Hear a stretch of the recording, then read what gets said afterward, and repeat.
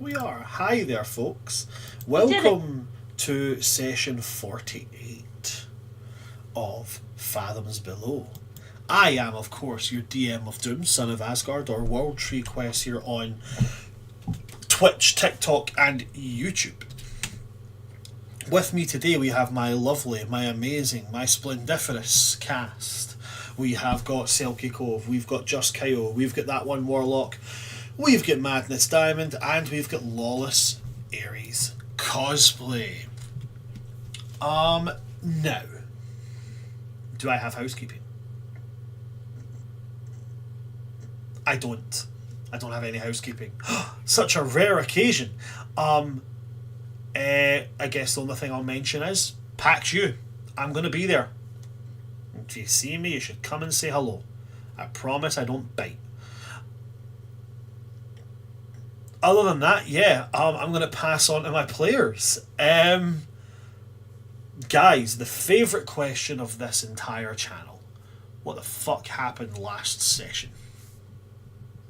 I'll fucking do it. It's fine.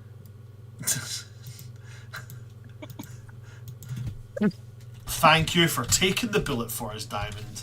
So, Diamond, go ahead. What happened last session? A lot of shit. A lot of shit happened. So much shit happened. If I can remember correctly, which session was last session, because it's been a bit. Basically, we ended up regrouping through some shenanigans because we were split as a party and we came back together. We were indeed.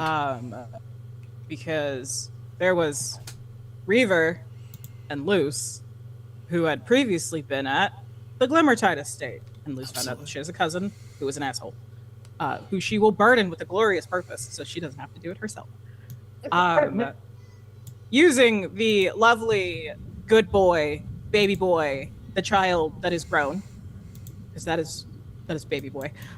Grown ended up leading Reaver and Luce and somebody else, Feather, Zalia, to the temple. I think he said it was a temple that is rarely used in temple that is incredibly rarely used because it is a temple specifically for the worship of the elven gods.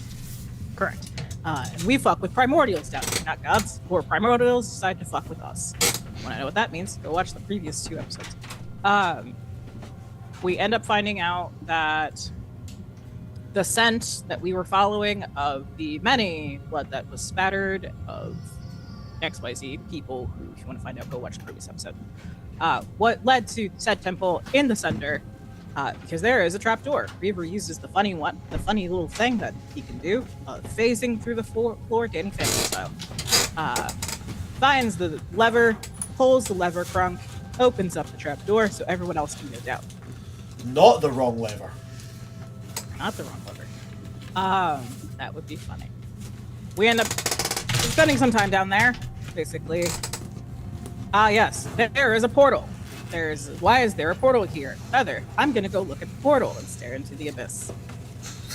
Reaver and Luce have a conversation of basically asking questions, just because it's a very tense situation and we cope with humor, especially these 2 dumbasses. And Grown is instructed, once you smell the others, open the trapdoor. Drunk. With the other party, they are running their way through Deep Heart, trying to catch up with us, using Echo's wonderful 32 tracking instinct. Because I think that's probably around where the roll was. I have it written down somewhere. I am not going to find it in the Bible. I do not care. A passive survival check of 32. 32. And so we end up basically with them catching up to the Glimmertide estate because Feather had sent a ping and said, it's like, hey, shit happened, come find us. But they end up meeting the cousin. I think his name is Neris. I was close. Very close. I don't know what my brain wanted to say. Narcissist. I'm like, no, I don't think this fucker's gonna make out with. That's because he is a narcissist. There we go. Close. If he drowns trying to make out with himself, that's a different case. But they end up meeting him. Everyone's just kind of like, the fuck are you? Echo ends up making an intimidation against his literal sea drake. The sea drake was confused because small but scary. Interesting. Marisol tells him to go fuck himself, and they continue on finding the party. Eventually, meeting up at the temple. Rowan pulls the lever crown. Everyone comes downstairs and rejoins. For some reason, we decided it's like, yeah, we've got to make sure we say our last goodbyes because all of us die. Echo, I'm immortal. I can't die. Backwards falls into portal. Alarm goes off because there was an alarm spell on it.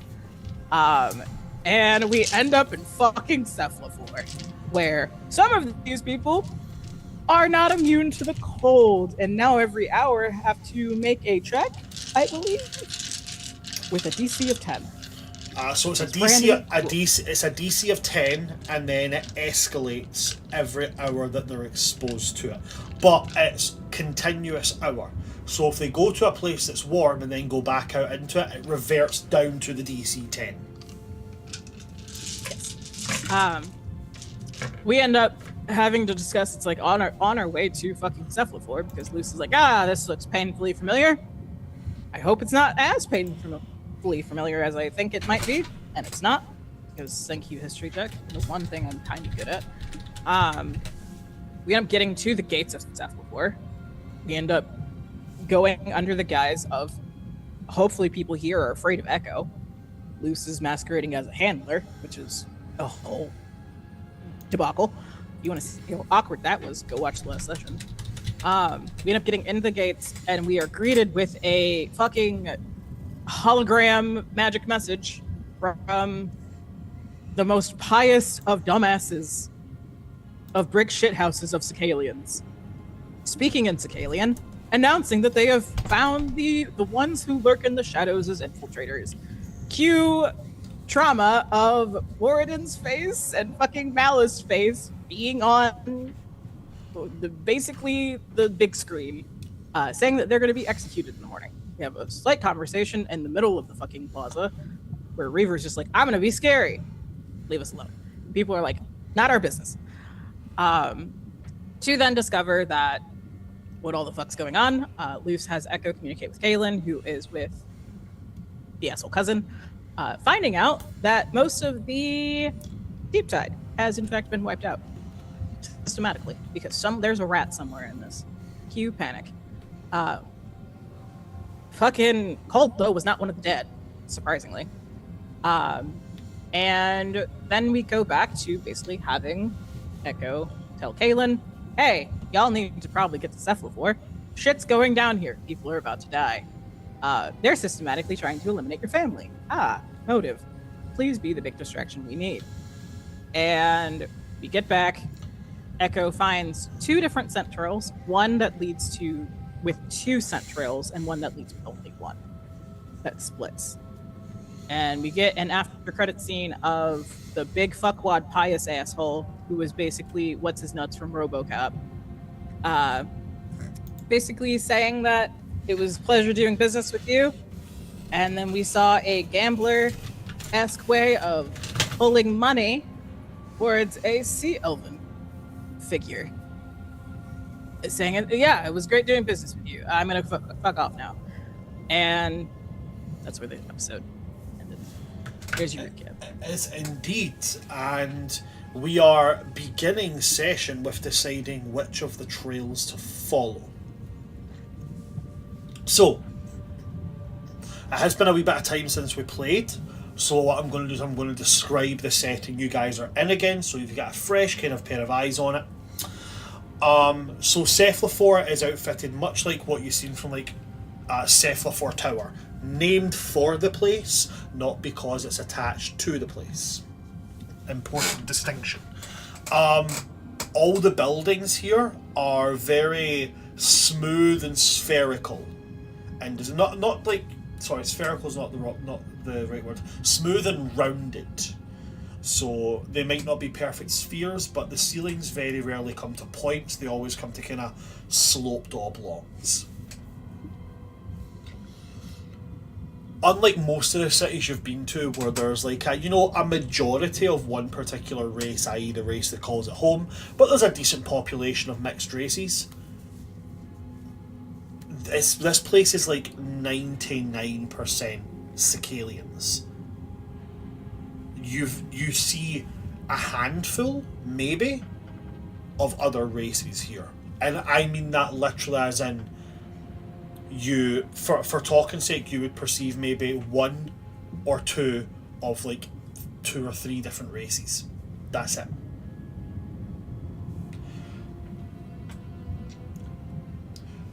The path that leads deeper into the city, that's the path that has 2 scents that are recognised, leads into what appears to be an entrance into some kind of underground system, maybe like an underground tunnel system, which seems to be the way Sicalians do get around. There's not a lot of streets here, as has been seen by a lot of their architecture. Everything tends to go down rather than going up. So while what you can see up here, there are some very grand looking buildings, there tends to only be one level, which means probably the majority of Cephlaphor exists under the ground, which you know is a fairly common thing within Sicalian structure.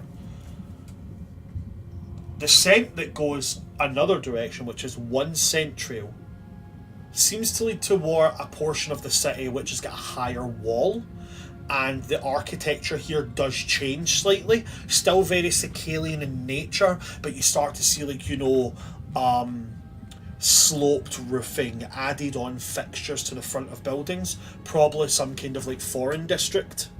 Kind of like think of like when you go to Winterhold in Skyrim and they've got the grey sector.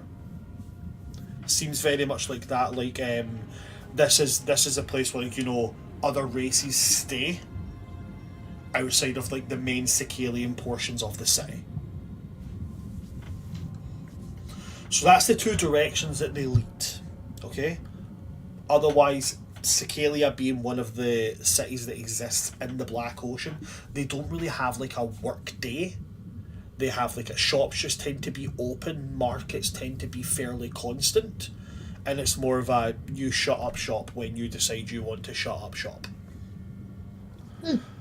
So there are still some market stalls available, yelling, and like you, again to reiterate, in other cities, in the Black Ocean and the upper 8 of the 9 bodies, you hear quite an assortment of dialects and languages. All you can hear being spoken down here is Sicalian. The very little bit of common tongue that was spoken at the front gate was to try and speak to the other members of the party.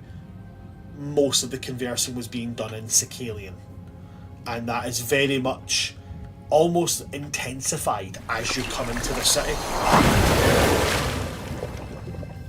Oh, thanks very much, Bloody Butterfly Gaming. Thank you very much for the gifted sub.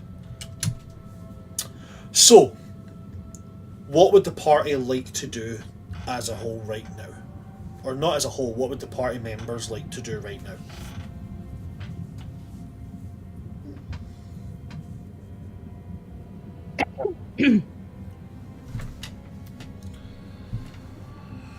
I think it's just one of those ones of like just realizing that they're one of the only people here who speaks Sicalian, because Ariel cast comprehend languages, I think, last time. Comprehend languages, I do have that noted. So Ariel can understand the Sicalian, but he can't speak it. Because that's tongues, isn't it? Tongues, I think, is the name of the spell that does that. Yeah. I think, because Luce has no idea that Ariel cast this spell. Luce is magically stupid. It's just kind of communicating with Echo at this point, because Echo can hear very, very well. Because the entire conversation that Echo and Luce were having was under breath tone. And Echo's currently 10 feet away? Yes. From everyone. Yeah. I think it's gonna have to be one of the ones of turning to the rest of the party and basically going one by one and relaying information very quickly. in the way of like trying to keep the whole like disgruntled mercenary leader who just wants to get paid and doesn't want to be here vibe that we had at the door. Because we're kind of going under the thing of like they need to discount us because we are the help. He's going to go to Marisol and tell Marisol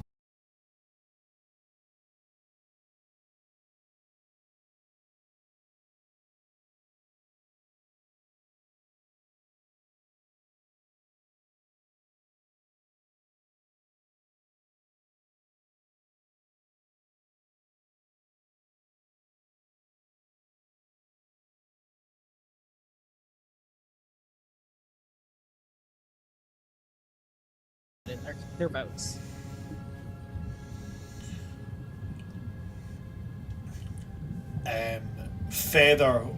Feather is going to, following logic, say if there are two trails together, chances are that's going to be Moradon and Malith. So he's going to say that following that logic, he would say following the path of two.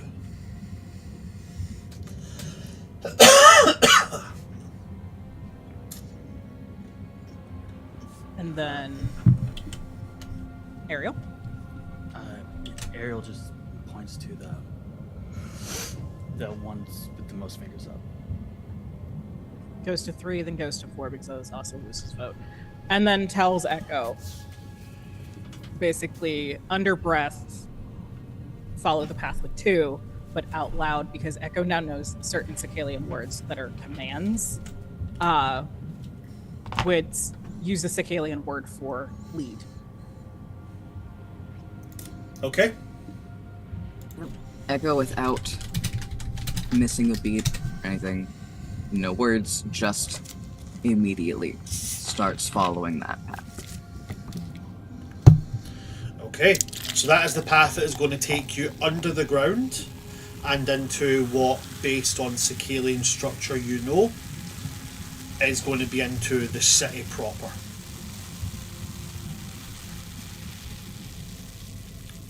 I hope people are giving us a wider berth, because if they are getting closer, they are getting snapped at. So let's actually see that. Okay, let's go. Is that they're all D20s? No, that's 2 D20s and a D12. That'll be very unfair, if I'm absolutely honest. No, the 12's the warning shot. Then the D20s is like, oh yeah, be careful. It's the warning shot. Fire, Patterson. Listen. Sir, this is an anti-tie crowd. Potato, just fire it, Patterson. Okay, so on that one, most people do give you a wide berth, Echo, and then therefore gives the party a wide berth. But there is a, as you kind of go down into it, and it immediately goes to darkness because Sicalians can see in the dark. And as you kind of venture a little bit in, when it gets to the other end of this tunnel where it becomes dimly lit, there are 2 Sicalian guards, and they watch as you approach, and they kind of mutter to each other in Sicalian and gesture to you. One of them kind of turns and angles his body to let you by, but the other one doesn't, almost like in a sense of defiance. That's not gonna stand. I would like to roll intimidation. You can certainly roll the intimidation. Can I give it a help action? You can, you can roll the help action. I already have advantage as well. Well, never mind. So this guy is going to get advantage on the roll, not because he's good, because he's dumb as shit. Good for him. For him. That's a nat 20. Theirs is also a nat 20. I'm glad. I'm also glad I got the nat 20 because I had the advantage because my initial one was a fucking 5. What's your intimidation modifier? My intimidation modifier. Oh god. Did the flash show up for anyone else? Yes. My D&D Beyond spit at me. Bright lights, big cities. That's what D&D Beyond shows. Did the D&D Beyond give you the Huck tour? Hold on, I'm gonna reload. I think it's a 5. That sounds about right. So Yeah. 25 in total. This guy passes, he's dead, and it'll be funny. He actually doesn't. So he rolled a nat 20 as well, but his charisma modifier is only a +3. So total of 23 for saving throws. Because last time I checked, town guards don't get proficiency on their charisma saving throws. At least not the ones I fucking made. When's the last time you met a charismatic town guard? I'll tell you when. Never. You didn't. They don't exist. Not in my world. So yeah, it's as you move it and you through whatever form of intimidation, whether it's unfurling the buckle cones, whether it's the growl, or actually taking a snap. It's literally so like the one guard kind of turns to the side, and it's Echo turning and snapping just close enough that they can literally feel it across their skin. It's kind of proving that they're not bluffing, that they will just take a chunk out of you.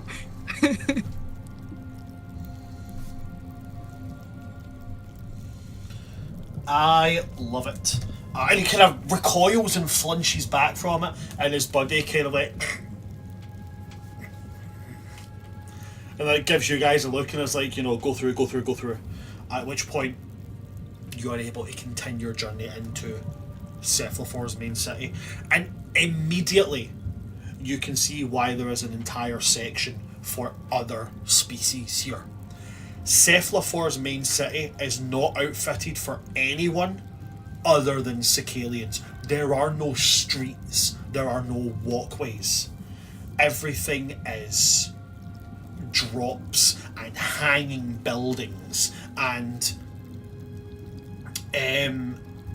all around you can just see the swarming numbers of hundreds of people that are still out and active. However, this is a lengthy underground cavern that stretches far and wide into the distance, and at the bottom of it, those who are born from kind of deeper dwelling cultures, such as Ariel, Luce, and it points in the Black Ocean. You would have seen these as well, Echo. At the bottom of this, there is a brine layer. If anybody isn't familiar with what a brine layer is, exceptionally salty water falls to the bottom of the ocean and almost forms lakes inside of the ocean by itself, and there is one of these right at the bottom, and it's that, Selkie, you'll know what I'm talking about, you've got an interest in marine biology, like the way like brine pools almost glow, they're that different of a substance in colour, so it almost gives off this kind of like aquamarine, I don't want to say radiance, but like very, very faint glow down at the bottom of it, but it still churns and pitches and moves like the waves on the surface, so many thousands of feet above you.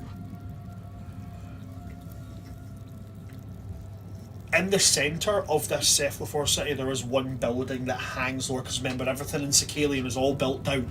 So there is one particular building which hangs and has many more levels lower, and these levels are one of the few pieces of Sicalian architecture you can see which actually has what appear to be like corridors attached to other downward growing spires.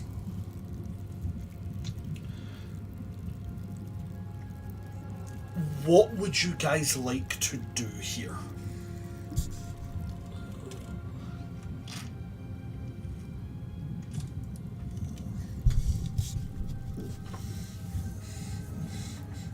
You're the boss. I assume we're following the descent. There's a lot. Yeah.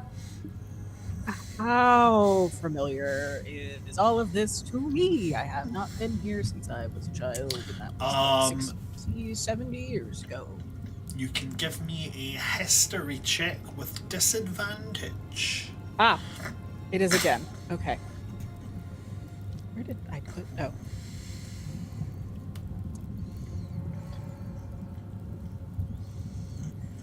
Oh, that's funny. 7. Rolled a 4 and a 5. 7. 7. On a 7, as you're looking around, you're like trying to figure out something that's familiar here, but none of this rings any kind of bell. Nothing at all.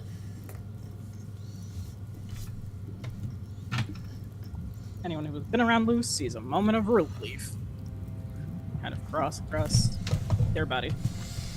Oh, good. If you guys are following the scent, if that's what Echo is still doing, following these two scent trails, they lead you towards, drifting closer and closer up towards the kind of cavernous ceiling of this city, but they start to veer off into the kind of western central part of this. As all of you can swim, you can all keep... Sorry, I keep having like small burps, and it's like it snatches the air out of my lungs every time I go to speak, and then I have to burp. It's all that iron brew. It really is. It might be the chicken. No, it's definitely not the chicken. It's the iron brew. Anyway, as you move deeper into the heart of the city, unlike up top, where you got a couple of looks, everybody stops to look at you all here because there are only Sicalians down here. You are all very much an odd group. Some people look at Echo with maybe not personal recognition, but recognition of what they are.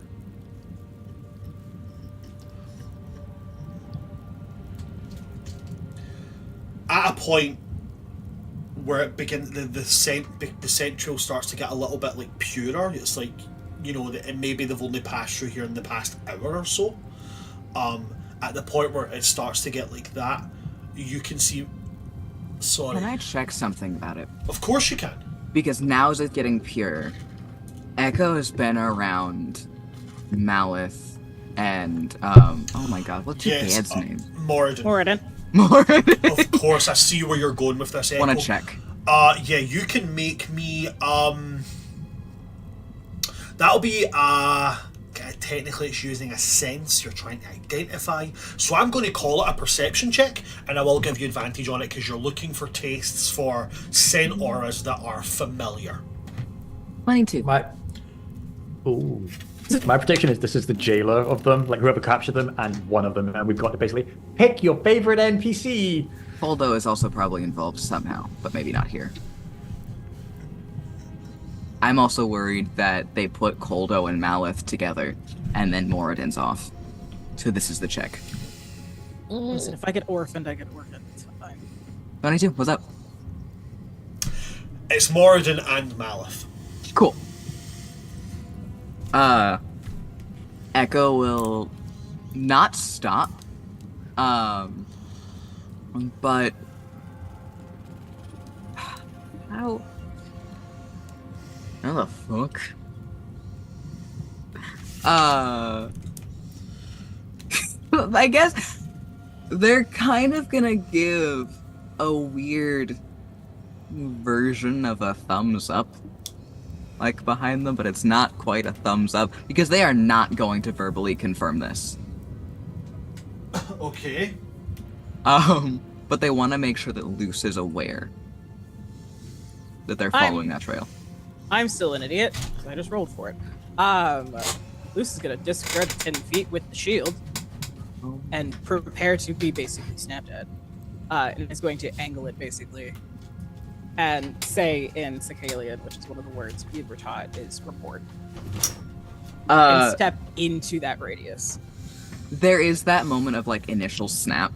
And Luce has been witnessing it with anyone who gets within that radius. It's very much so, this isn't a bluff, I will just take an arm off, and so that shield comes in. Very handy.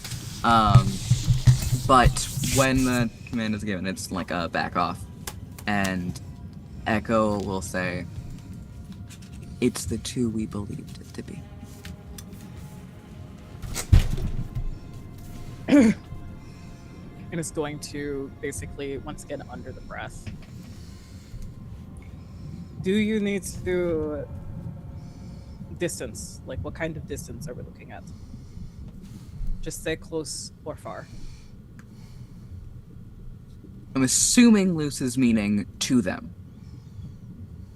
I don't know how easy I can tell that, but I will try. Jam, what do I roll for that? So, if they're moving at the average kind of speed that Sicilians move at, they definitely passed through this particular space in the sometime within the last hour.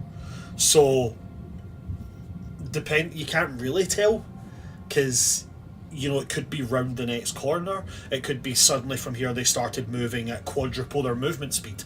You can't tell. All you can tell is that they were here sometime within the last hour.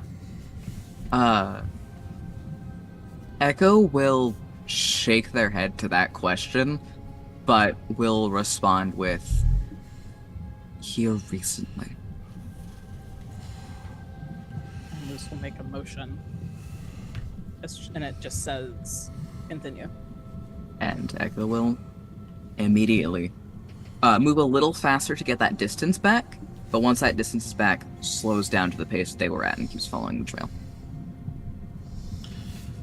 While we're still moving, are we going through like the major metropolitan areas of the city? Ichigo, please stop doing chaos. Are we going through like the main metropolitan areas? Are we going through like You're streets? definitely passing through what appears to be Cicalia seems to be split up into quadrants. Well, no, not quadrants, districts. And what you're passing through right now does seem to be very much like a residential district. So it seems to be mostly people here who are, for lack of a better way of saying it, they're bringing home their groceries. They're coming from the other districts. Yeah, what? Sicilians have to buy food somewhere as well. Just imagining these fucking Sicilians are just like, oh yeah, I just did my grocery shopping, going home from working at the fucking nerdy magic library. Ah, what the fuck is that thing? But if I was to liken it to something, how would I compare this? You know how in the Hunger Games, Oh no. the way they describe walking through the capital? Like, everybody is too happy. Every Sicilian is smiling. The children are all like all the young Sicilians like la la la la la. Do you know what it's like to put it in a real world context? It's like the things we see about North Korea. Oh, that tracks. You know how we're like everybody's just like too happy. Just everything's too nice. You want somebody to go up and like knock over the cardboard cutouts kind of thing. It's like that, except in this particular instance, it's all real. Everybody in Cicalia, in Cephlaphor, sorry, is genuinely happy. We're in Pleasantville. Got you. Yes! Ah. Okay, cool. Yeah.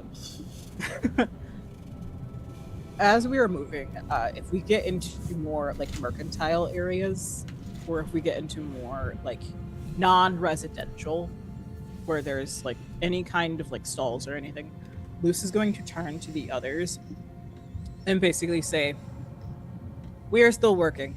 Go be tourists within an appropriate distance." And it is this feeling of act natural, but also we are going to be the center of attention. Split their attention. They're going to stare at us regardless. Play into whatever it is that you usually do when you're playing a tourist.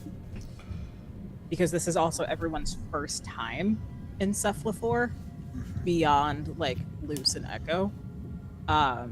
And oh no, Kyle, I know. And it's very much playing up the fact of like they're gonna stare at us anyway. At least put on a good show. and allowing everyone to kind of like, if they don't want to be clumped together, because us being clumped together is not a great thing. That means that all of the attention is on us. So start splitting the commoner's attention. But Luce is staying on the edge of that 10-foot radius of echo.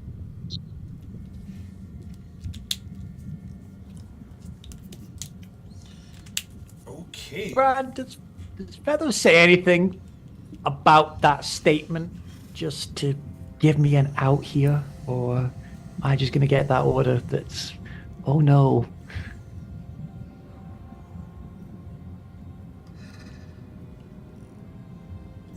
No. Okay. I'm just going to put into our little chat, just in case anyone's forgotten why I'm concerned with that statement. Is it your background, buddy? Uh-oh. Ruh-roh. Hold on. Copy and paste. There's one of my personality traits that were picked.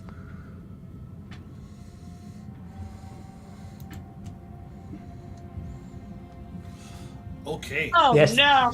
Yeah, Danny, that's the correct response. And after, like, why are you saying this to me? Oh no. Well, I guess I'm gonna go with Reaver to try and mitigate this, or at least heal him afterwards. I wasn't joking. Will there be combat this session?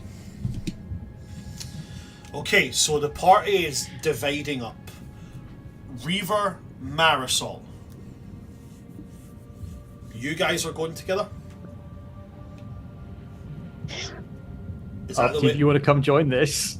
Don't need to. I got grown.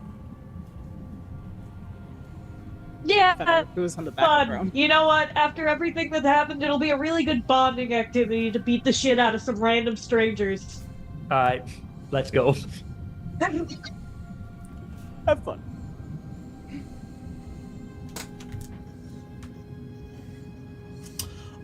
Ariel, are you going with Luce and Echo, or are you going with Marisol and Reaver?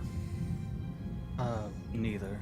I'm gonna go off in a separate direction to split more attention. Okie dokie.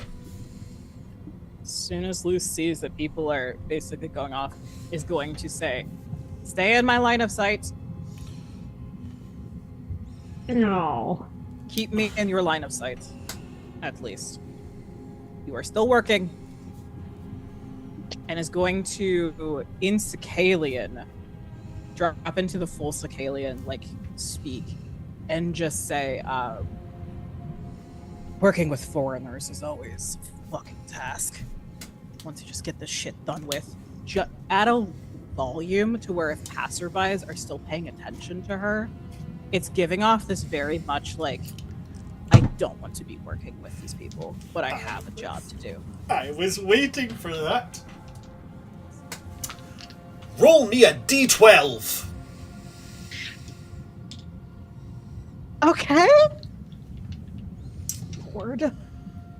The fuck does that one look like? What's that one? 6. No. I hate you. 1, I 2, don't, 3, but- 4, 5.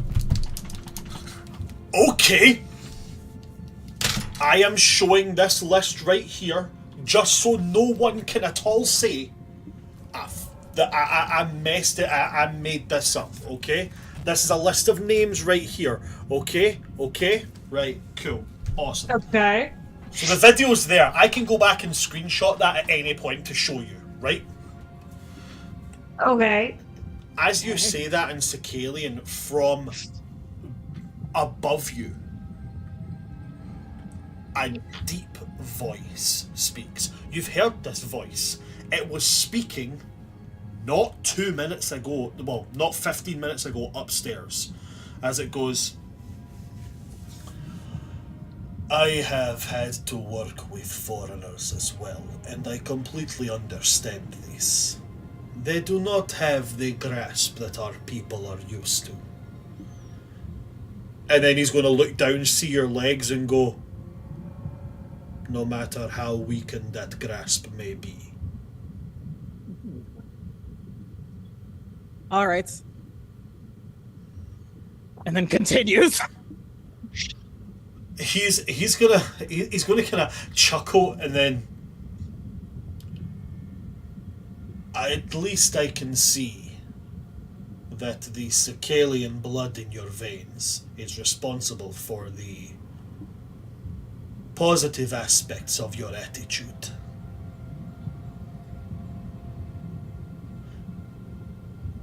What is your name, citizen? I do not know you. Why am I giving you my name?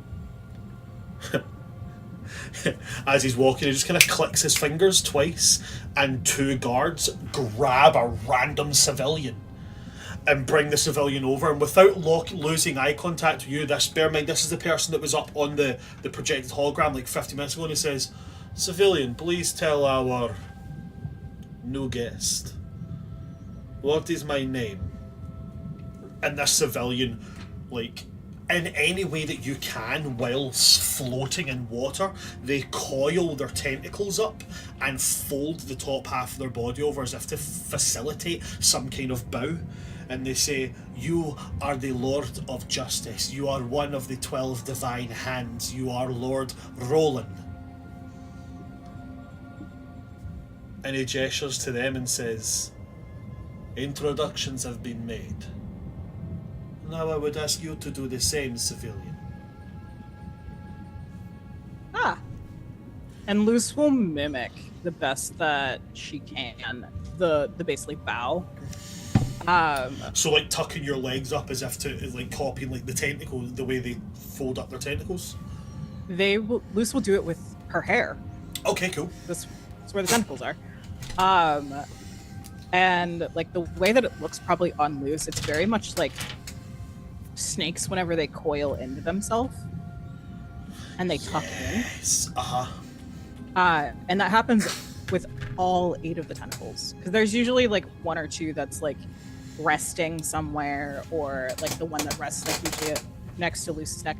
All of them in uniform do that, and then bows, and then keeping eye contact is just like, "You may call me Luce." That's what everyone calls me. Luce.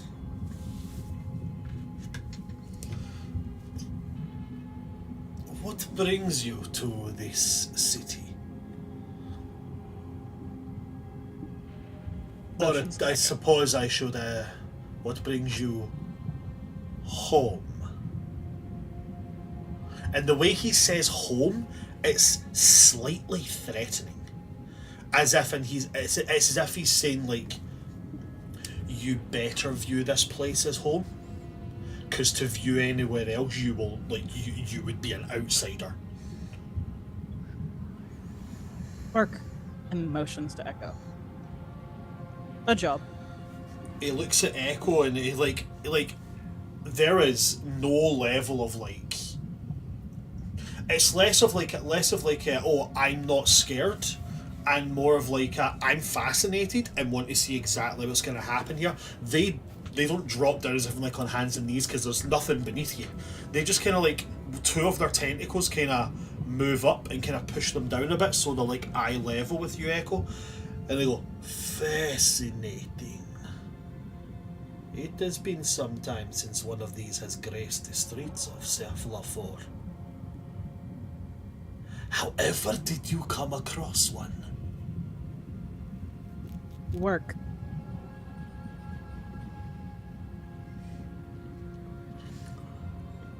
I admire these creatures for what they are capable of doing.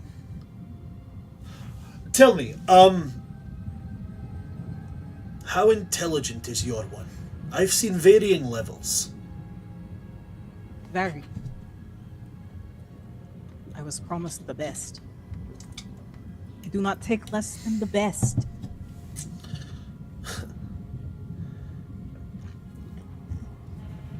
I do not know how to tell you this, but you could not possibly have the best.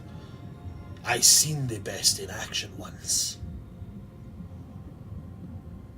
But last I heard that they had escaped. Such a shame. They would have made a pristine addition.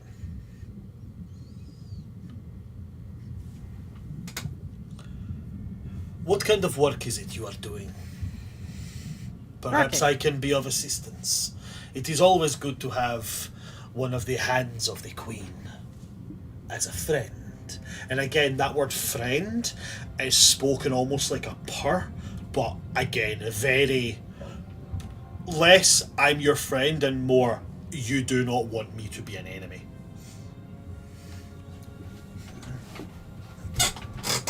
I do not have friends. I spend too much time with foreigners. Sadly. But work has brought me home.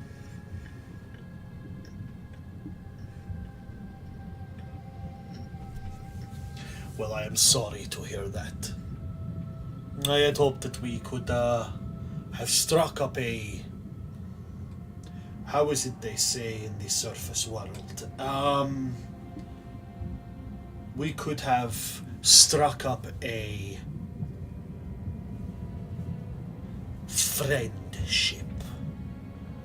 I've always liked that word. Friendship. As if you would build an attachment on something so fragile.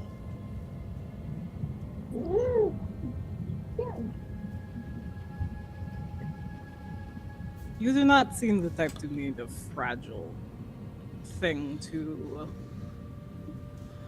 weigh you down in the glory that you already have being in the hands of the Queen. But Los, this is where it comes in, that sometimes you wish for something that is strong, hard, and he's going to draw from his back this large maul. And this maul, as he pulls it out, you can see the metal glints in the dim light, and it almost looks like it's pulsating. But as he draws it, you can see so it's very much in the style of if anybody's familiar with their feudal weaponry, what's called a kanabo, which is a type of maul that was used by samurai. Think of a very, very large panelled baseball bat style thing, but the panels also have rivets of hardened metal on them, so a lot of damage with a lot of weight behind the swing. But you can see that these rivets along these panels are made of what looks like orichalcum,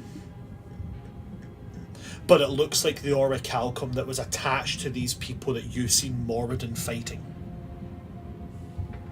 And he's going to draw that, and he's going to say, that which is strong, unbreakable, it is reliable, but it cannot be made anything else. And then he's going to, this civilian that is there in their belongings, he's going to pick up, one of his tentacles is going to pick up some kind of crustacean that they've possibly bought for some kind of food, and he's going to hold it up and go, that which is fragile, and his tentacle is just going to start to crush.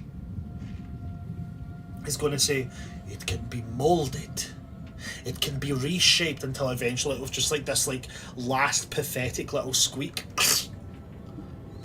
And if it proves to be too weak, it can be broken and discarded.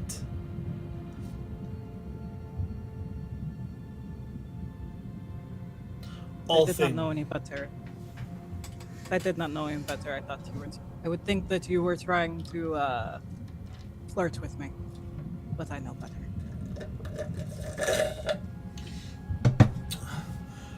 He almost takes umbrage at that.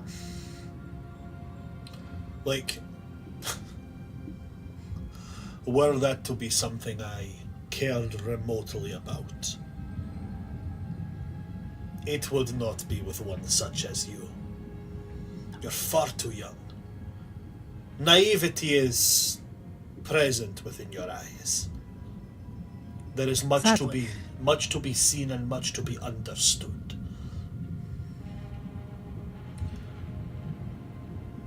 And again, he's going to he lifts up his hand, and one of the guards comes forward and he says, he puts his tentacle out and he says, "Your locket." And you see the guardsman reaches for like some kind of necklace, takes it off, and the necklace has like the symbol of Cephlaphor's guard. And he takes it and he hands it to you and he says, "This will allow you to get in touch if need be. Any assistance that I can give you in your work, please feel free to ask." Again, one of the favoured phrases of the surface world I have heard.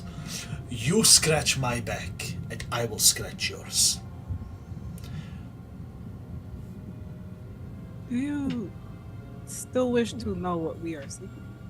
And Luce is going to drop into the same way of talking that she vaguely, like, has a vague recollection of listening to her mother talk to other Sicalians.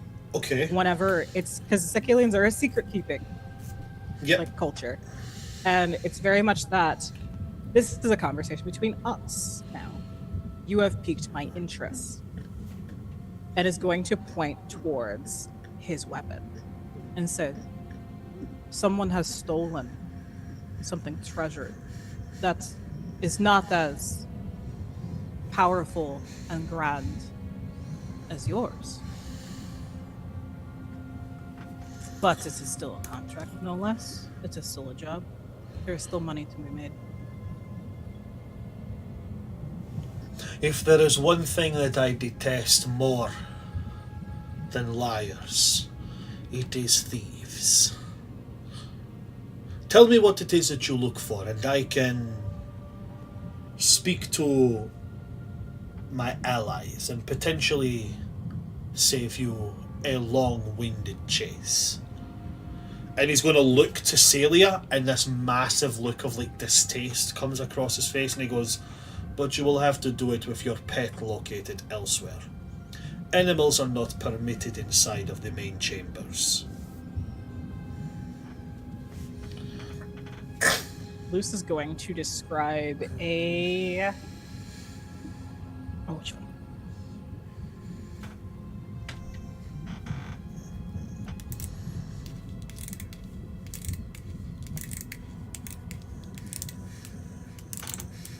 Would Feather be there?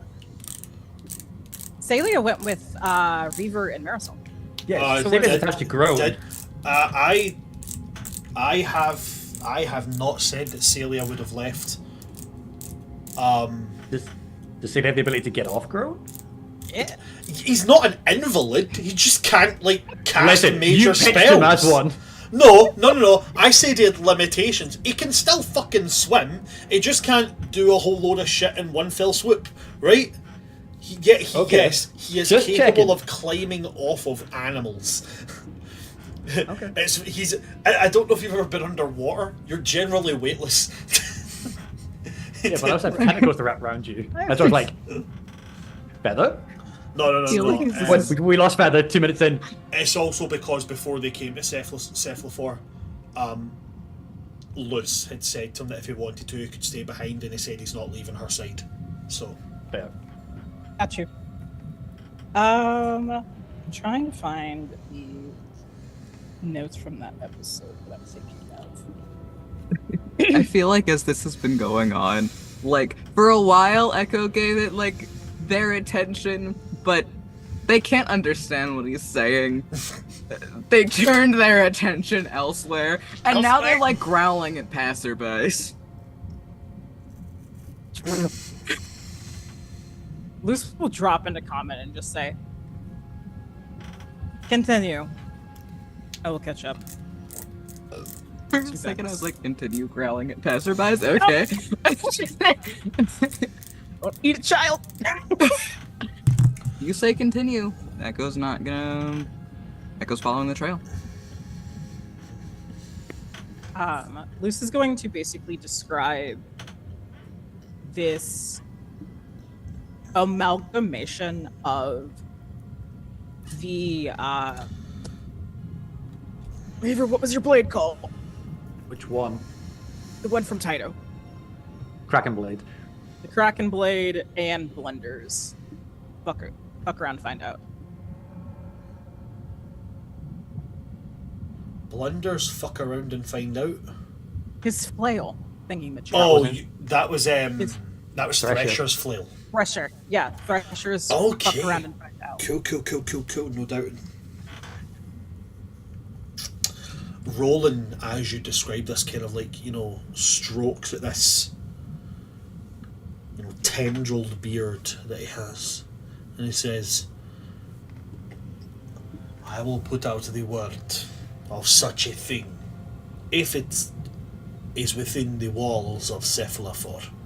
It will be found, and you will be contacted. I believe it was stolen by one of our own, sadly. Which brings me heartbreak into service, because they had coveted it before, from the original owner. Or not really owner, but the one who owned it at the time. If you have an idea that they have coveted it for some time, and you also know that it was one of our own, this leads me to believe that you have a name. They are not in Cephlaphor, sadly. I encountered them. have cuttlefish outside of our walls. They like to collect things from the surface.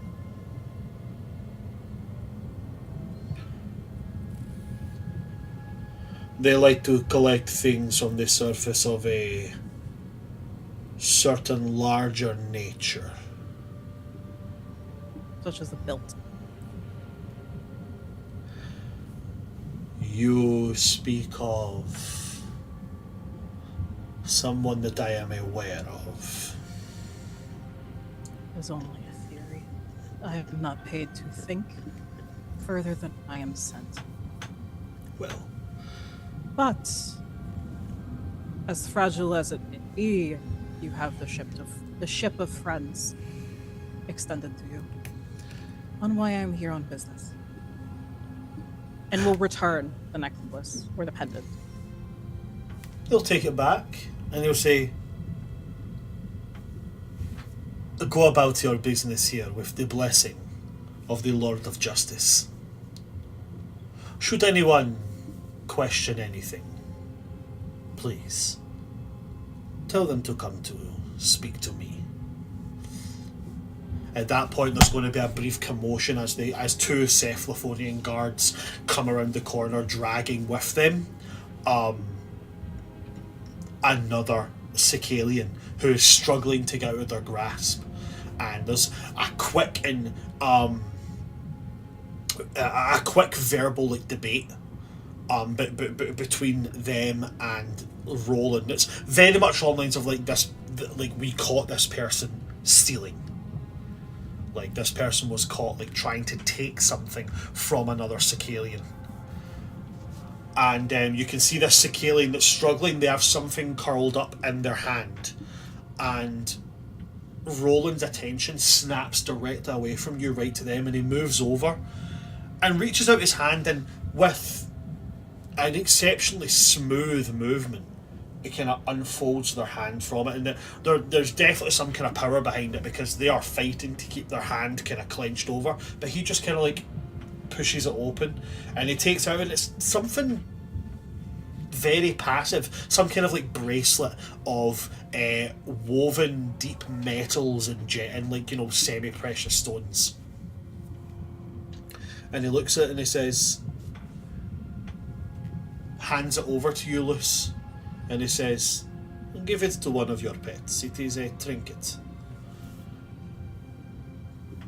And then he takes this maul and just swings it up and crashes it down on the head of this instant death.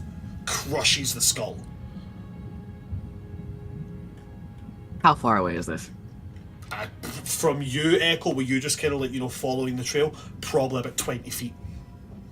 Echo is zipping back immediately for that blood, for that corpse.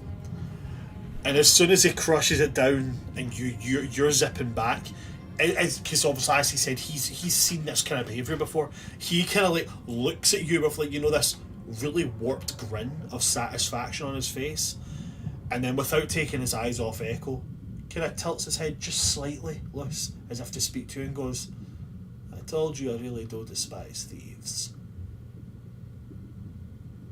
It is honorable. Do you wish to see them in action? How quickly body disposal can be had? The smile widens again, and to be very clear on how like kind of warped this guy's face looks, he's got a smile like Homelander. Oh, You know that everything smiles except the eyes kind of thing. Like, and it just smiles that a little bit wider, and then very authoritative. No longer that kind of like oiled and sickly sweet method of speaking. He's speaking with like authority to you now, Luce, assuming he has command over you. Very, very privileged manner of speaking. He goes, "Give the command." And is going to, under her breath, to Echo, say, "If you are hungry, eat." I'm glad the command was given. Because that might have happened either way. So Echo is going full force. This is humanoid. They get humanoid. This is a Cephlaphor Cephlaphor. person. Yep. They are excited about it. They devour this Cephlaphor as though they are ravenous. And it is just tearing it apart and swallowing piece after piece. There is nothing left when Echo is done. And they don't take their time. They eat as fast as they physically can.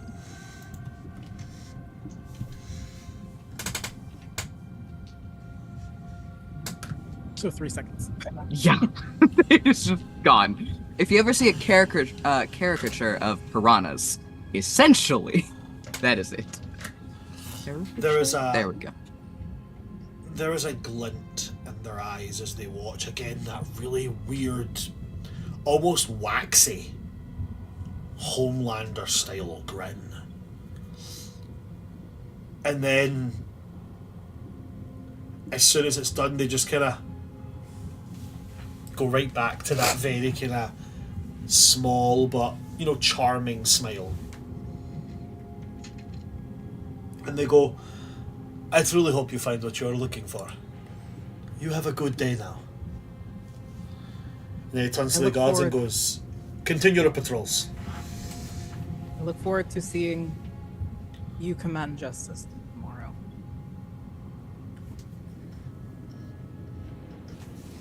I would like to extend to you an invitation to see it up close and personal. My personal executor. My personal executioner. He's quite brilliant. I think you would enjoy such a spectacle. I'll even allow you to bring your pets.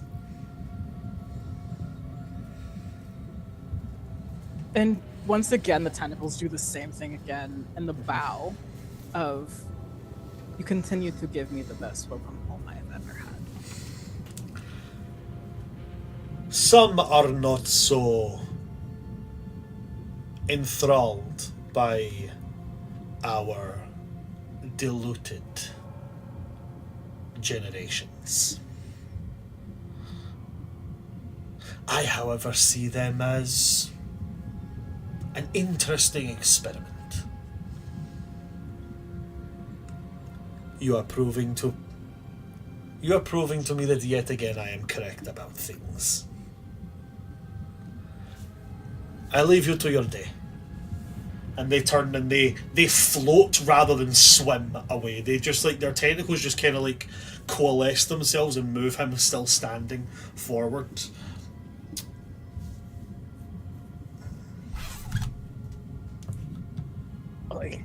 I would like. I just want to jump very quickly over, like, almost like back to the beginning of that conversation. But I want to go back to Reaver and Marisol, and Groan, as you guys move off to do what you guys want to do. Then I'm going to come back to, then I'm going to come to Ariel, and then we go from there. All right, Reaver, Marisol.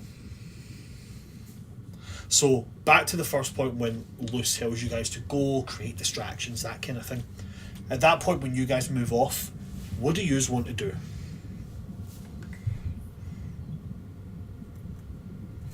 Would we have heard any of that? Well, I guess we can't hear it. Well, you would hear it, you wouldn't have understood it. Yeah. Would we recognize the voice, though?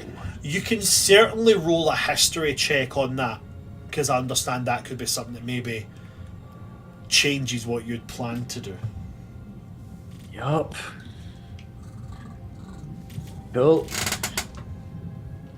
Danny, hope you do better than I did. Well, I got a 21. Cool, I got a 4. Okay, Reaver, you're not able to identify the voice. Marisol, you know that voice was the one that was talking on the kind of larger projected image. This one that was talking about justice is going to be brought to Cephlaphor as two very evil and powerful enemies of Cephlaphor have been captured. It was the exact same voice. And Reaver, that's the guy. That's the guy from the big picture. The head will just rotate, but the body will still keep moving. Until I see the very shiny weapon, and then the body just stops. Yeah, so at the moment all you can see is this Sicalian. Red is their main body colour. They're very much in the colour scheme of like a Pacific giant octopus. So those those very deep reds, oranges, and kind of pale beige. And they wear armour which looks again like overlapping scales, which very much like their own coloration is bright red.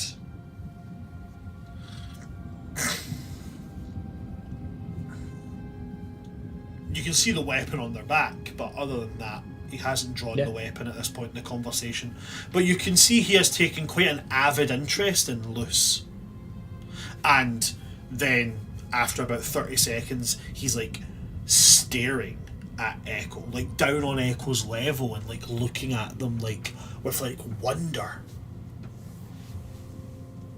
Well,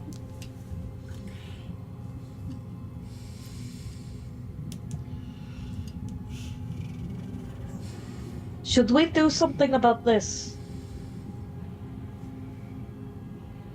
That depends. Does that count as being a tourist? I'm not allowed to do my form. We have to stay in sight.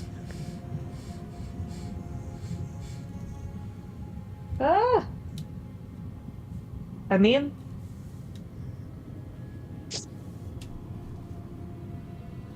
you can be a tourist and be a menace to the public at the same time. Is there an outside pub? I don't know, is there an outside pub? You can certainly make a perception check.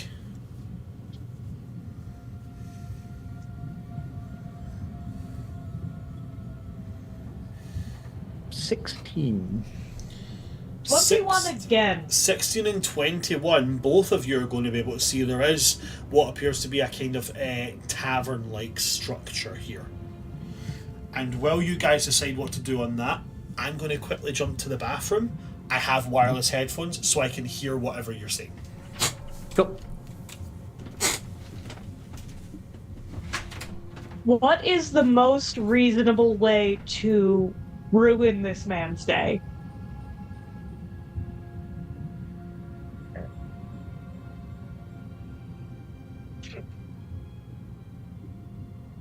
Is that a question from Denny or a question from Marisol?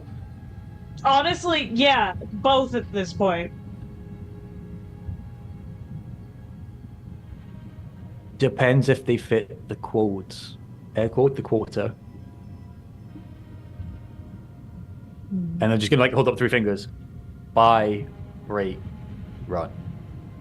I doubt we're buying them. Oh, I want to break them, but I don't think we're allowed to. So which means there's someone you'd run from. Which means they're a pencil pusher. You don't have pencils. They like rules. Mm. And then the knockers are just going to close. So let's break them and give them work. Very well.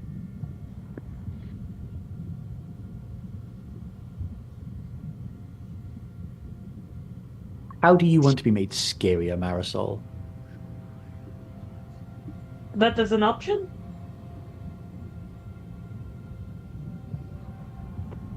Do you want to do things my way? We'll make you scary. Okay. What would you suggest?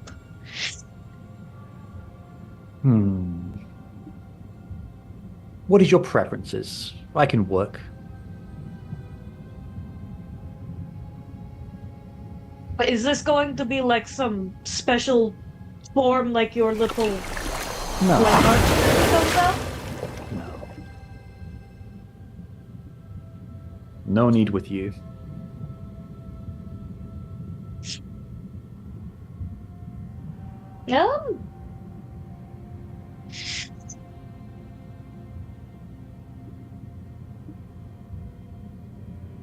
I think I could appear more powerfully intimidating with all my magics and such. Done. And I'm going to kneel and point at you as I look at Groan, and I will say to that telepathy, obey everything they say until I say otherwise. Can treat them like the protected. Treat them like the boss. And then I'm going to stand up and lean in just so you can hear that echo through like the teeth of like the chest plate. Go get drunk, start a fight, and when anyone threatens you, call us in.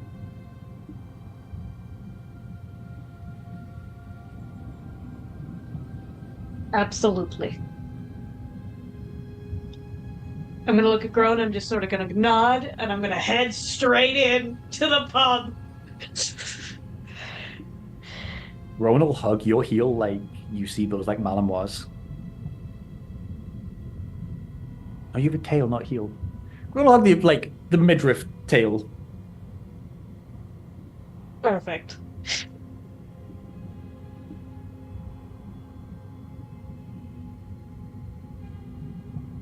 All right, and I guess I'm walking up to the bar and ordering a drink. And I will be watching the chaos of Lucin, this weapon that I desperately want to put into someone's head, while I'm waiting for the queue to go start a bar fight. Listen, shut. Weapon collection. I feel like this is basically Reaper's way of being like, but I didn't start the fight. Correct. You're the captain. You could start the fight. This is just giving me the vibes in a very separate way of ladies do not start fights, but we can finish them. Finish them. Oh, if I have to assign anyone to be Marie from the Aristocats, it is going to be Marisol.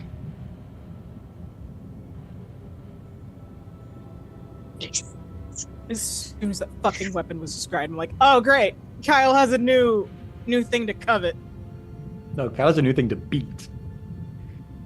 Same fucking thing, buddy. Yeah, sure.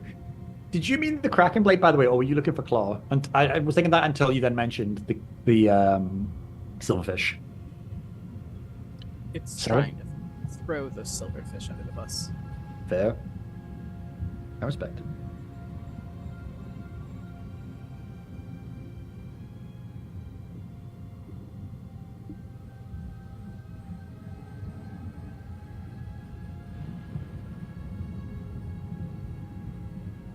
And while we wait for them, Tom, I'm very curious about what your plan is in Cephlaphor.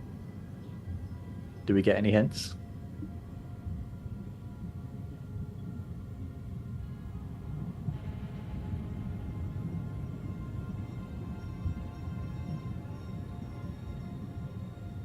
is down there.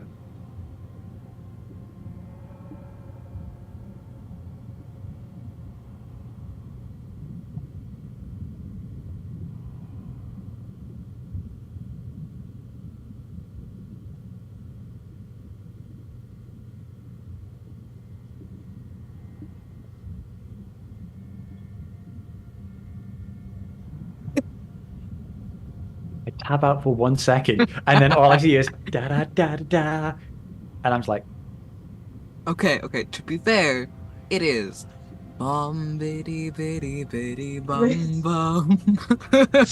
That fucking audio is just brain rot for you now, isn't it? Oh yeah. Oh god. I get to have music to my idol animations now. It's a big deal for me.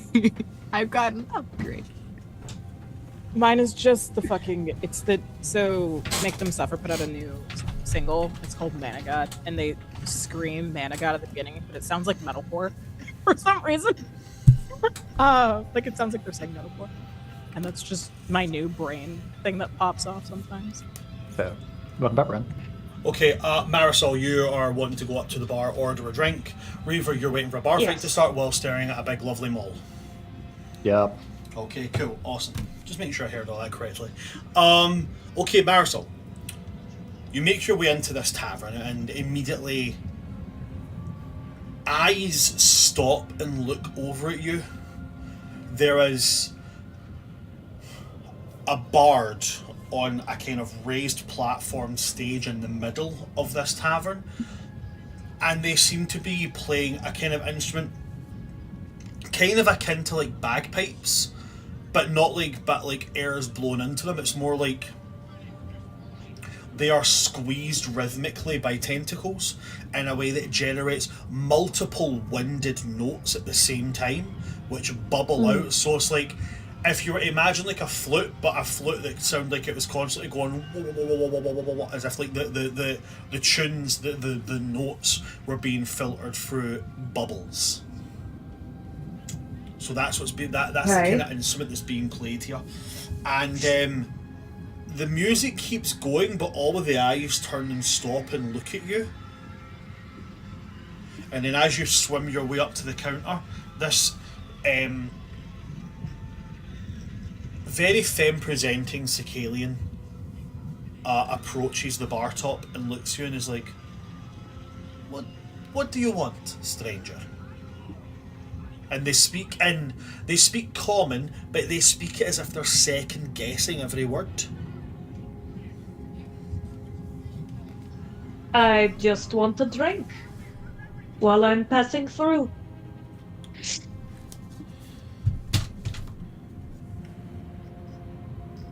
And you came to here and not the foreign district.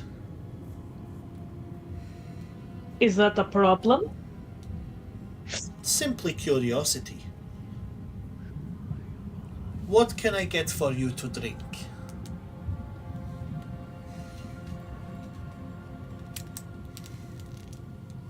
Oh boy, what do they have in Cephlaphor to drink? You've never been to Cephlaphor, so all the bottles are written in Sicalian.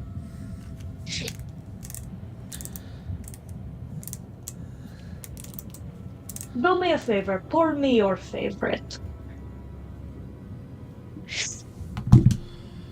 Their tentacle reaches up and grabs a bottle that is pure black. Okay? I've made a terrible decision. Okay, let's keep going. They take the lid from it, and much like, as all places underwater do, they tip it upside down, and as it comes out in like the form of like a black bubble. At which point they kind of like almost like twist the bottle and the bubble and to separate, and then they place it on the bar top in front of you, and they go, "Celege."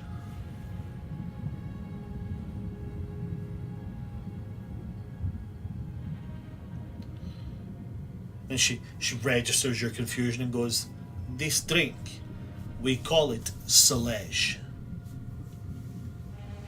All right. And I guess I'll just take a swig of it. What does it taste like?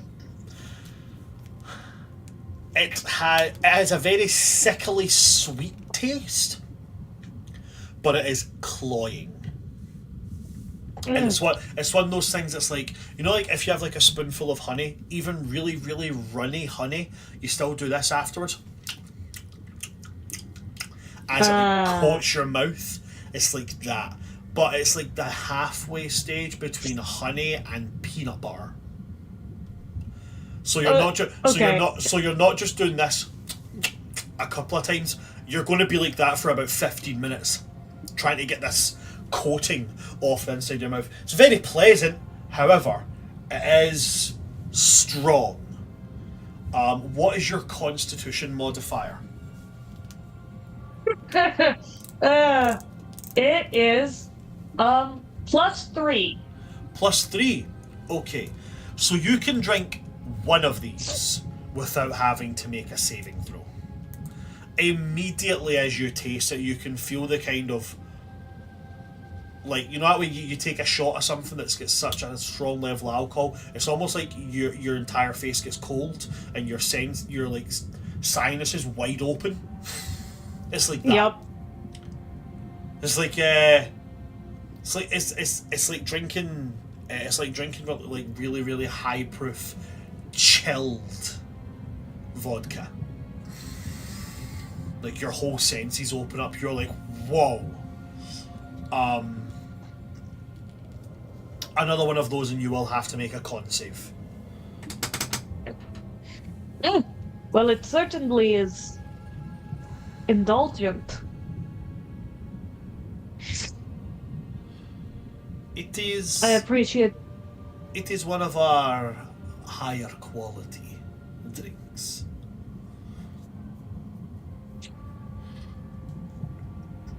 The cost. Well, I appreciate you. Sorry, go ahead. Go ahead, Marisol. No, you go ahead, Marisol. Well, I appreciate you sharing with me. The cost for you?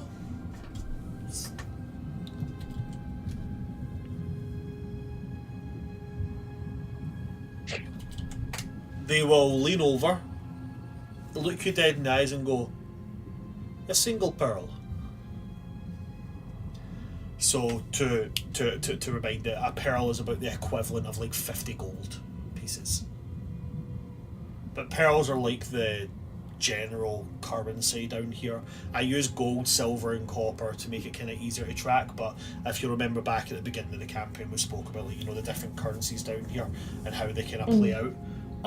So one pearl is about is like the highest form of currency, and it's like the equivalent of 50 gold pieces.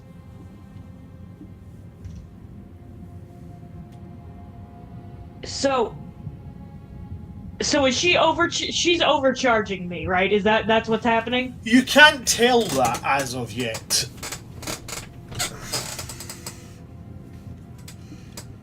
Oh.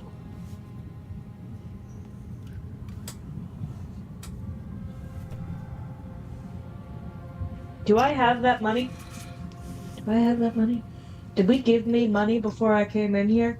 No, I didn't.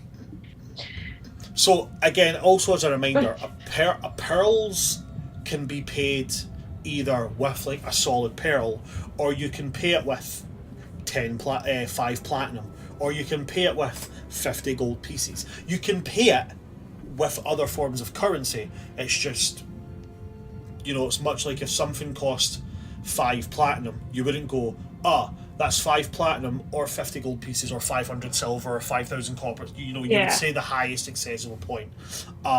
So the highest accessible point for them is, 1 pearl.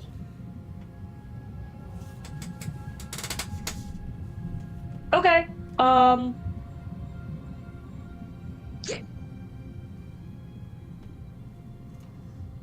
Assuming... Do any of us have money? We have money, right? Okay.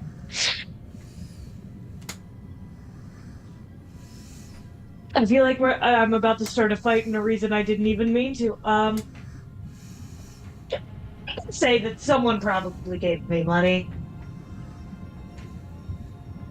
probably have money on me. I can set just one pearl on the bar. Okay, so you put down the pearl and their tentacle comes up and wraps around it and takes it back to the kind of sliding drawer at the back of this bar top where they put it inside. You can see inside there, gold, silver, copper, platinum pieces, as well as a drawer with about maybe 10 pearls inside it, and they slide that over closed. Would that have been the same cost for anyone else here? It would have been the same cost for anyone like you.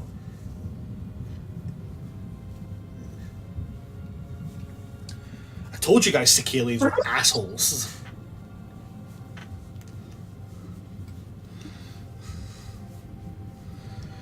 Sicilians are the epitome of we hate everyone. You, Luce, to an extent, are tolerable because you have Sicilian blood. Everybody else is like, you're like... Do you know how I liken Sicilians? And I think maybe only Kyle will get this reference. Sicilians are like Eldar. The Eldar from Warhammer 40k, where they look at humans and like, apes. It was either a Magic the Gathering reference or a fucking Warhammer reference. Warhammer 40k, the Sicilians are like Eldar. They believe that they are above everything else. It's almost made worse by the fact that I know I said they don't actually hate everything else. It's almost made worse by the fact of like they pity them. Like, oh, you're really trying your hardest, and I get that, but you're just not a Sicilian.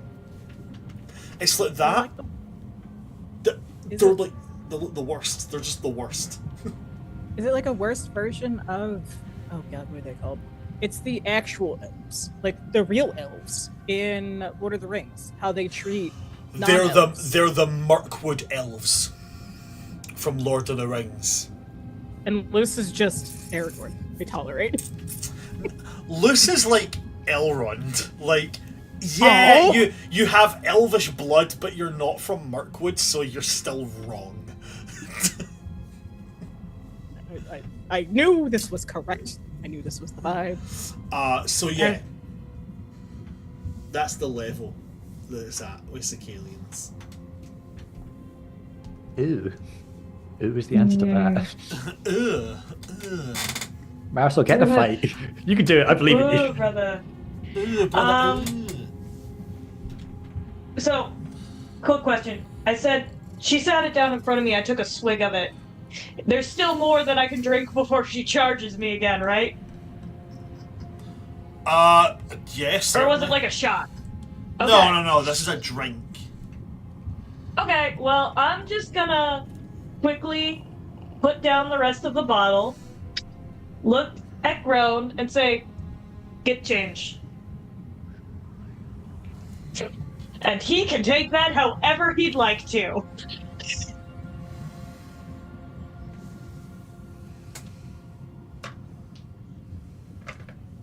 I'm just gonna roll 3 d20s and see what happens. I hope one of those is not ask Reva. You tell Groan to get change. Groan looks at you and then immediately just like the sides, like the center of his chest and the sides of his neck start to faintly glow. And then he just turns his head on the Sicilians inside this place and just opens his maw and just spews lightning. Not actually aiming to hit, more going in like a wide arc. But if he hits, it's their fault for being in the way. So 100% not how I thought that was gonna go, but okay. That's kind of how I thought that was going to go. 2 4s and 2 5s. The first table of Sicilians that get rocked by this, it's 2 4s and 2 5s. They do not evade that breath weapon. And they just get like frazzled. It's lightning, it's underwater, they're taking double damage from that. Yeah, Sicilian's dead. At which point, she is going to like, this Sicilian woman is like, this Sicilian bartender is going to turn and look at you like,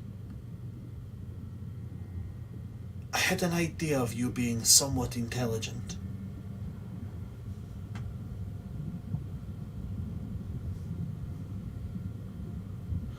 And then there's like you feel a magical pulse resonate outwards.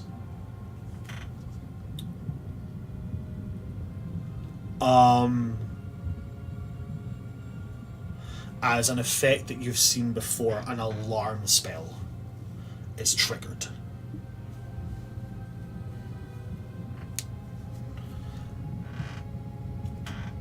Marisol, I'm going to leave you there, okay? Oh, thank you. I'm going to go to Reaver at this point. Yep. Reaver, Marisol goes inside, you're outside looking at this weapon. You see the conversation happening between Luce and between this person. What would you like to do? Observe until I'm either called or I'm... So there's one thing I need to check with you, Selkie. Because of how we've explained work modes, there is something you said that I need to know if that occurs. And that is when you eat, you used the word excitement. Yeah. So does that come through, is my check. Because when you said when they're in work mode, no emotion comes through. So... I guess this is from that. I'm gonna fucking roll for it. Fuck using logic right now, I'm tired. Mood. No such thing as logic. Did not assign that a value before I rolled it, so that roll meant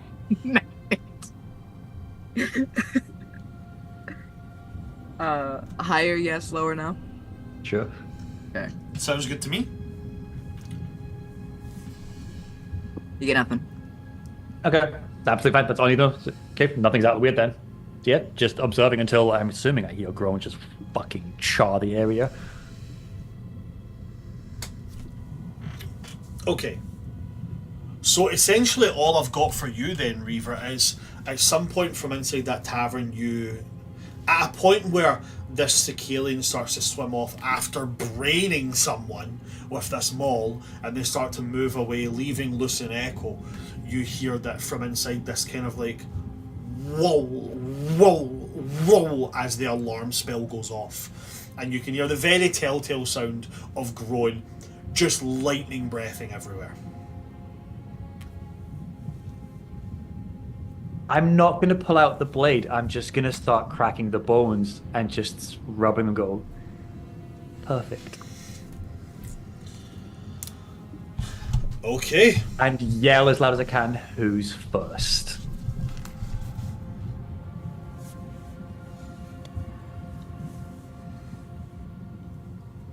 Okay. You said be a tourist.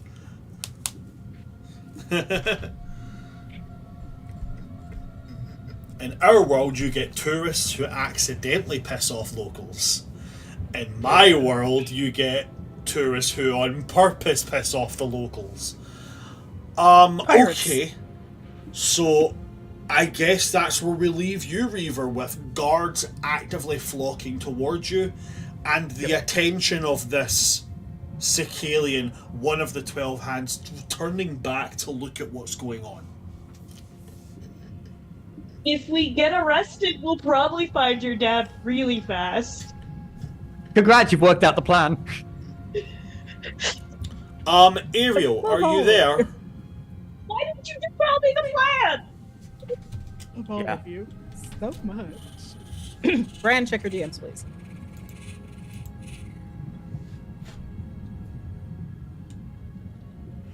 Okay. So, as we haven't heard an answer from Ariel, what I'm going to do here We did. is... Ariel just answered. Yeah, no, because I haven't heard a vocal answer. So what I'm going to say is, as we're about to go into a combat portion, There was a vocal answer, you just didn't hear it. Oh, I didn't hear, did I not? Okay, Yeah. cool. Alrighty. I was muted and I was like, ah. Okay, cool. No worries. Fantastic, thank you. So, I'm here. okay, do you have anything you would like to do? Just wandering and keeping an eye on the conversation. Okay, cool. So you're keeping a bit of distance while keeping an eye on the conversation. Okay. So at this point, what I would have loved to plan to do is to... Honestly, I did not have anything planned for this coming up point, and as I feel it's going into quite a chaotic round of combat, which is going to be the obvious step next, what I'm going to do, quite unorthodoxly, to be able to prepare something that isn't seat of the pants and just completely off script and feels half-assed, I'm going to early wrap us there, folks. And then next session when we come back, because I have a feeling this kind of combat is going to be something that's multi-layered, multi-leveled, it's going to be all over the place.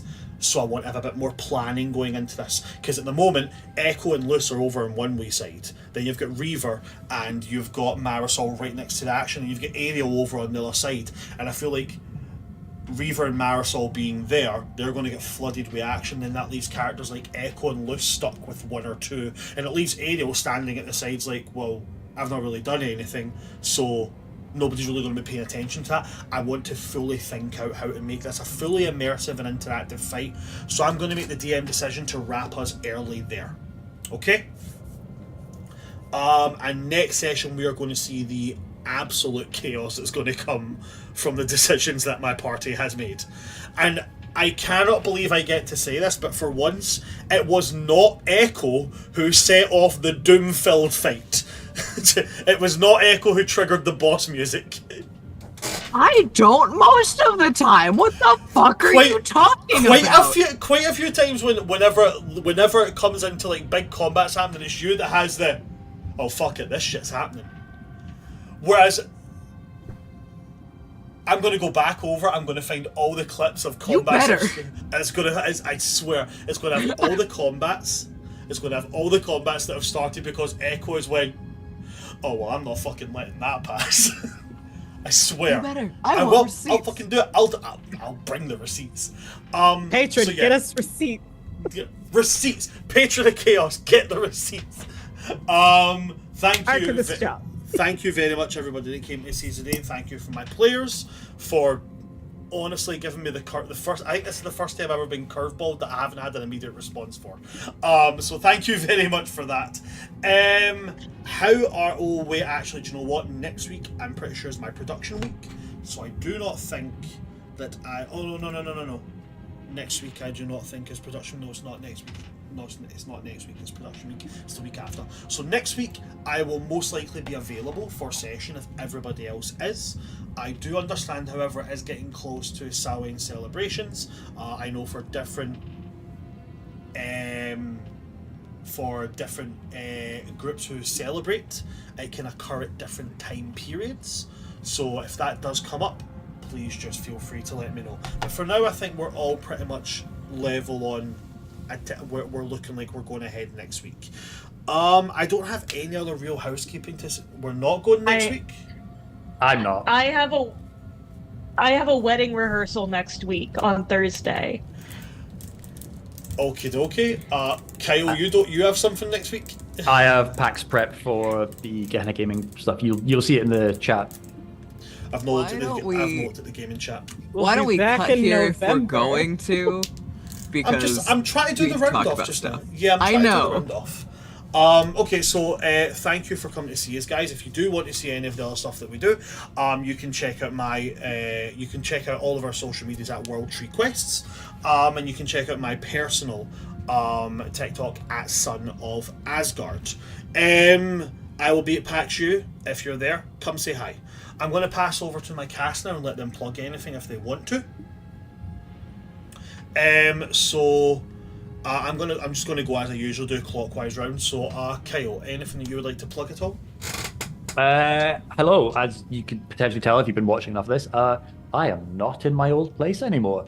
So say hi at some point if you would like to see me in the DM seat. I'll be at PAX U as well, and I am I'm very tired, so I will not give a spiel, and I'll get that to you next time.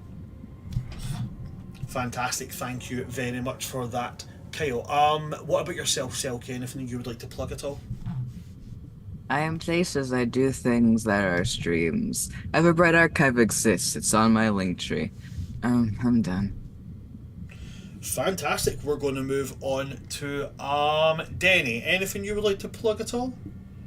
Hi, I'm Denny. I'm apparently in my villain era.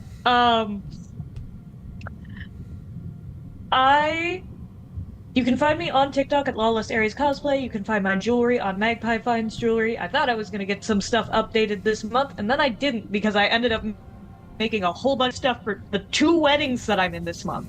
1 down, 1 to go. So, wish me luck, really, is all I was. Good luck, Denny. Tom, is there anything you would like to plug at all? Not this week. Not this week? Absolutely fine, buddy. No worries. I'm moving on. Diamond, is there anything that you would like to plug at all, my dear? Hiya! I'm Madness Diamond, since we're friends now and you saw my friends. Just follow right to the T what I was hoping was going to happen with extra spice. Very lightning spice, but it's spice nonetheless. But you can call me Diamond. I use they, she pronouns. I am everywhere on social media at Madness Diamond. My beacons link is beacons.ai/Madness Diamond. You can find my actual play schedule and my regular places you can find me on that link. Mondays you can find me on Starfield playing Guardians of Neptune's Cairn with our lovely That One Warlock, where I play Soiree, the Ragabash Silverfang, where I use the concept of Heavy as the Crown. We are almost done with season 1 of this. We have 1 more episode and then epilogues will be coming out and possibly a Q&A with the cast sometime soon. So keep an eye out for that on Mondays. Tuesdays, myself and the haunting the narrative with all of these lovely characters, Selkie Cove, are on Emerald Sanctums, on Dinner in a Game, where it is a World of Darkness multi-splat where we all play different playbooks. Because why choose? It is the why choose romance of saving the world from the apocalypse yet again, where I play Bay, the very human hunter, who is a murder creed hunter, who is just gay with a death wish. If we end up playing the last part of Crawfish the Bare End, I play Cherie Darcy, the lovely, very Pride and Prejudice protagonist-coded chosen, who all they really want to do is kiss one specific vampire and I guess save the world. But you can also see our lovely Selkie Code playing Fia, the Makole pirate captain out of time, and then also Virchael, who is the divine, who is totally an angel. The aesthetics are mwah. And then Wednesdays, here soon, you will also see me in the Lancer Icebound on Tales Archived, where Archivist Alec is our GM for that, and I get to play a very lovely character who I can't wait to talk about once that starts coming out. And then on Thursdays, you can find me here playing Melusine Vestra, your lovely battle master, barbarian, path of the fucking ancestral guardian. It's gonna be real awkward when she rages. I'm just gonna say that right now. Depending on which one of those fucking ancestors pops up. So you can find me here. But if you want to see everything else I do, I am at Madness Diamond on most social medias. If you are going to tune into the Everbright Archive that Selkie had mentioned, where I play the lovely Jemmy Horde, who is a manticore, who is also Doradin's own champion of knowledge and secrets, where myself, Selkie Cove, Bardic Sweet Tea, and Bryn Ursa, and all of our lovely Bardsonas are going up against the self-proclaimed champion of bards, Sphinx Akasha, to see which one of us is the true champion of bards. We all have a grudge to pick. We all have TikToks. Go watch our TikToks to see some lovely bardic content and see where the story is going. I'm posting Jemmy stuff right now to get a little bit of backstory in play of why there's maybe a little bit of a grudge going. But if you want to see more about the Everbright Archives, we do have we're on most social medias at the Everbright or the Everbright Archives. It is in my Beacons link, I believe. If it is not, I will update it. As well as something being updated in my Beacons link, I am also the administrative coordinator for Dinner and a Game. In December, we have something called the Winter Games going on, where it is a month long of one-shots run by guest GMs and a few in-house GMs as well, and a few cast members taking up the GM spot. who want to run. They don't have to be holiday-themed games, but if you yourself are a GM who wants to come and run something for us, on my Twitter page, my most recent tweet is the link to the Google form that you can fill out and give me basically your availability based on our stream schedule. And if it doesn't work with our stream schedule, message me directly and I'll see if I can work something out with you if you really want to come run for us. And then once that deadline is the 31st, so get those into me before Halloween. And then after that, I will send out the form for players. Anyone in the DAG community has first grabs at grabbing a seat at the table. So if you yourself would like to be a player on Dinner and a Game, I can say names, keep an eye out for that, or just send me a message and let me know your availability on what you might be willing to partake in for the holiday season to help us with our fundraising costs, because we are fundraising for operating costs for Dinner and a Game, because we do this shit for free, but a little bit of extra money helps. And then as well, I'm also the administrative assistant for Decrim 305, which is a nonprofit for sex workers, made by sex workers and founded by sex workers, based in Miami-Dade, Florida. Florida has been hit by Mother Nature's wrath of hurricane season. So I'm currently helping them coordinate efforts in hurricane relief. If you yourself are in Florida and need some relief from the hurricane, let me know. I might know an organization who can give you some help or direct you to a place where there are drop-offs for donations and such. I have apparently lots of pencils and a lot of cups that I work with digitally. But that is me for the most part. If you would also like to hear myself on a podcast, I was on Dungeons and Degrees podcast where I talked with Adrian, aka AC Lawrence, about what it is like for me to be in the TTRPG scene as a producer, as a coordinator for a bunch of different channels. I mentioned Dinner and a Game. I talk about working with World Tree Quests, and then I also talk about what it is like to be a sex worker in the TTRPG industry. It's about an hour long. There's a video aspect to it, but it's also just podcast friendly on Spotify and everywhere else that you find your podcasting needs. That link will be in my beacons here soon. I just need to do a little bit of editing. So if you'd like to listen to me ramble with a lovely mutual of mine, please check that out and let me know what you think of it. And leave a review on it, rate it 5 stars, leave a comment. I love seeing my friends interact with things that I do outside of the TTRPG space, but also kind of on the fringes of it.